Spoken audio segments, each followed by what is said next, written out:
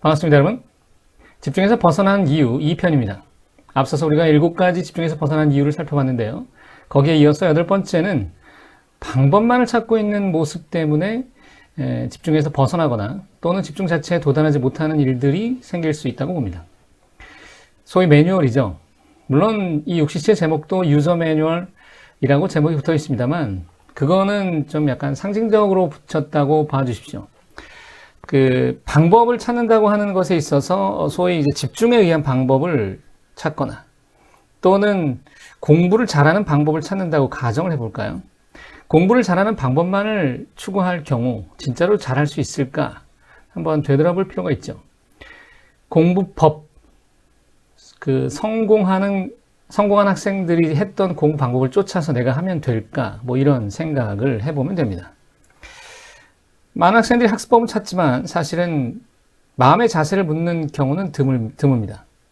어떤 책을 봐야 하고 어떤 커리큘럼을 따라가야 하느냐는 것에만 관심이 있을 뿐이죠. 정작 중요한 것은 자신의 마음 상태가 아닐까 싶은데도 그것은 뒷전이다. 왜냐하면 그 부분이, 마음에 관한 부분이 역시나 정확하지 않고 애매한 요소가 남아있기 때문일까요? 집중을 요령으로 할 수 있을 거라는 믿음 자체를 바꿀 필요가 있다고 생각합니다. 2013년도에 무한도전 그 가요제 얘기를 잠깐 해보자면 그때 당시에 가수 유열 씨가 작곡을 이제 했었죠. 유재석 씨와 함께 팀을 이루어서 했었는데, 그리고 그때 유열 씨가 전체의 멤버들이 부를 수 있는 노래도 작곡을 했었어요. 물론 그 노래가 뭐 대히트를 치진 않았던 것 같아요.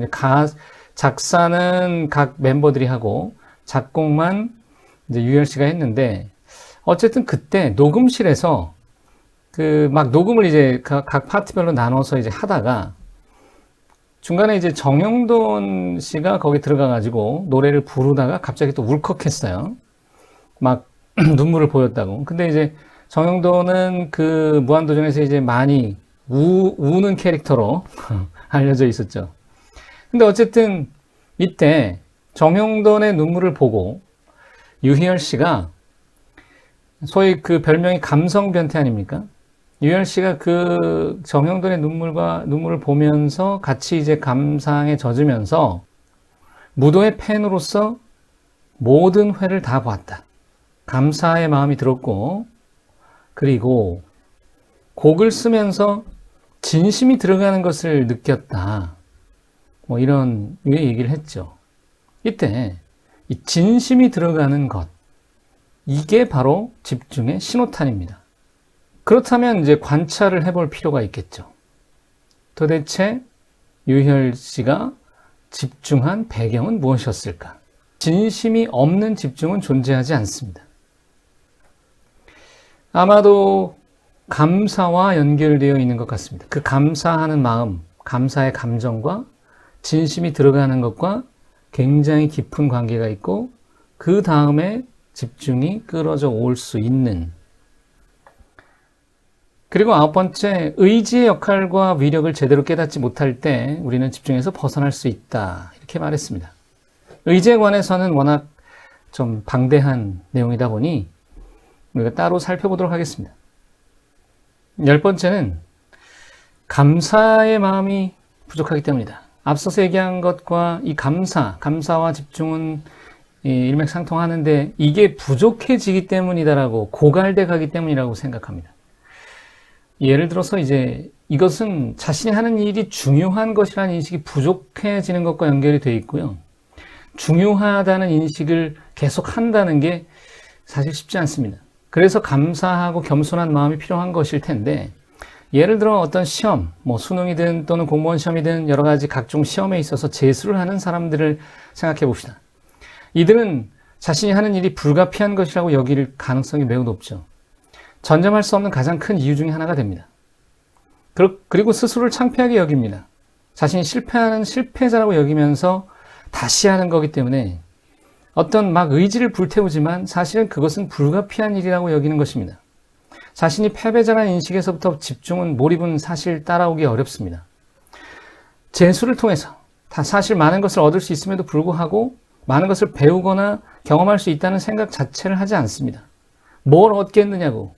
공부했던 거 다시 하면서 결국 점수, 결과, 시험 통과, 뭐 이런 정도, 대학 가는 것, 아니면 결과에만 집착하는 순간 몰입은 사라질 수밖에 없거든요.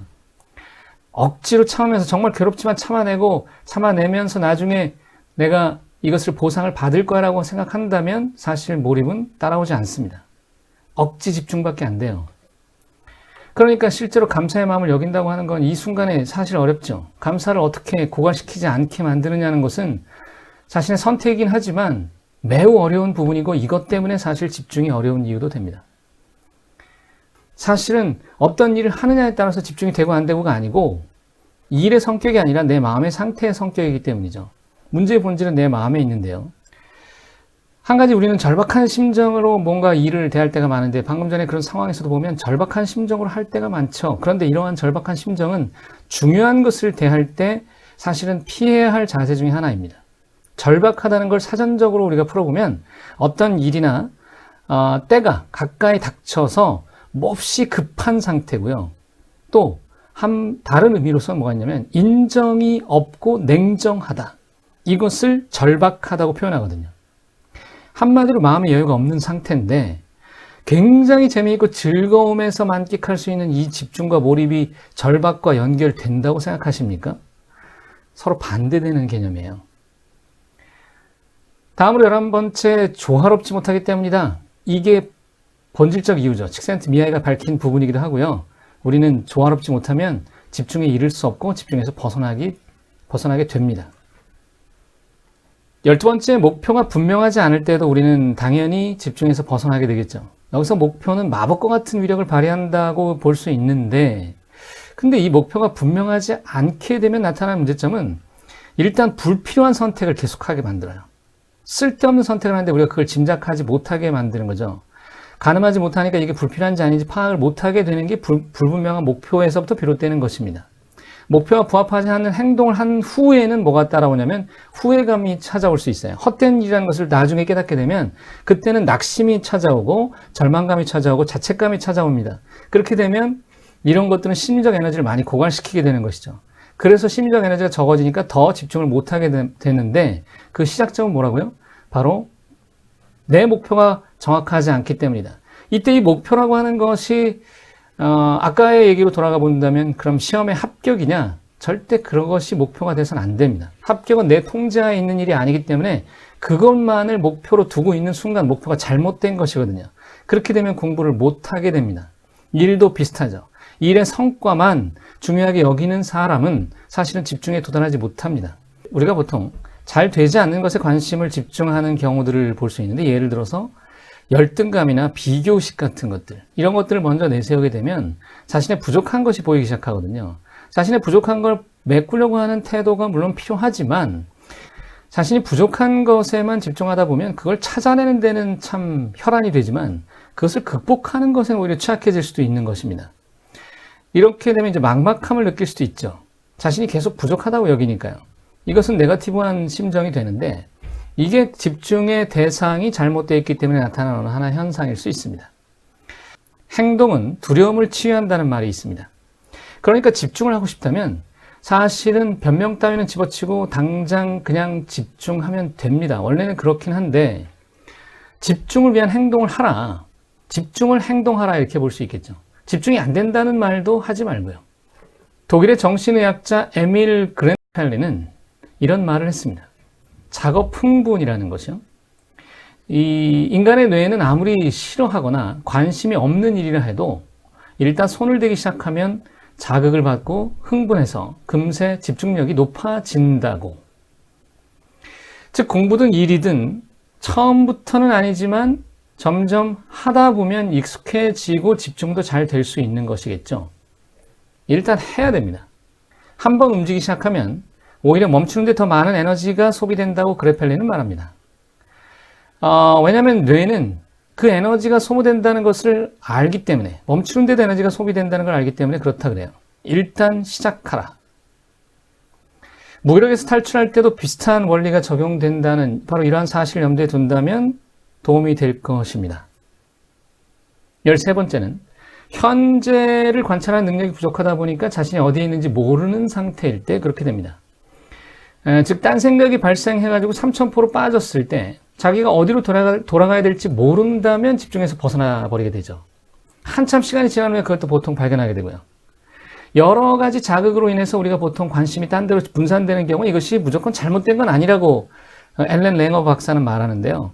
어쨌든 이 가장 중요한 현재 일에 집중할 수가 만약에 없다면, 그런 능력이 저하된다면 주변 관심이 주변의 어떤 자극들에 대해서 더 민감해질 수밖에 없거든요. 자신의 갈 곳을 잃은 상태, 그런데 갈 곳을 잃었다가도 분명히 내가 어디로 가야 될지 정확히 알고 있다면 다시 집중을 끌어낼 수 있어요. 현재를 관찰하는 능력이 좀 필요하겠다라고 하는 부분이 그런 거고, 친구가 한 말을 계속해서 신경 쓰면서 도서관에 앉아있지만 그 앞에 앉은 여학생이 굉장히 이쁘다는 생각만을 하면서, 또는 저녁에 어떤 프로그램을, TV 프로그램을 봐야 될지, 어떤 다른 게임을 해야 될지 생각하면서 적분 공식을 끌어낼 수는 없는 것과 같은 이치라고도 할 수 있습니다. 마지막으로 목표에 실제로 도달한 후에도 그 변화, 자신의 변화와 성장에 대한 감지, 그 파악 또는 수준에 대한 어떤 이해를 하지 못할 때 그것이 부족해지면 분명히 어떤 지루함을 느끼거나 또는 허무감에 빠질 수 있어요. 그렇게 되면 그 허무감이 누적되면서 결국엔 또다시 집중이 저하되는, 그러니까 이게 계속 반복되는, 사이클이 반복되는 것을 나타내기도 하거든요. 성공을 마치 종착역적인 것으로 인식할 때 뭔가 합격하면 끝, 들어가면 끝, 이룩하면 끝, 이런 식으로 생각하다 보니까 문제가 될 수 있죠. 삶은 계속 사라지는 거고 집중도 계속하는 것이고 여정이 도착역이 아닌 종착역이 아닌 여정이라는 사실을 우리가 쉽게 망각하기 때문이라고 볼 수 있는데, 집중이 우리를 더 큰 존재 일부로 여기게 한다는, 여기는 마음을 갖게 한다는 식센티미아의 이야기를 생각하면서 분명히 우리는 끊임없이 성장해 가는 과정이겠죠. 나 성장 끝, 이제 다 끝났다, 이렇게 선언할 수 있는 상태가 올까요? 그러니까 성공은 분명히 어떤 종착역적 개념이 아니기 때문에 집중을 통해서 우리는 끊임없이 즐거워지고 행복해지는 거겠죠. 난 이제 행복했으니 끝이라고 말하는 게 아니듯이 종착역적 개념을 좀 바꾸면 되지 않을까 싶습니다. 네, 이 시간 얘기는 여기까지입니다. 고맙습니다.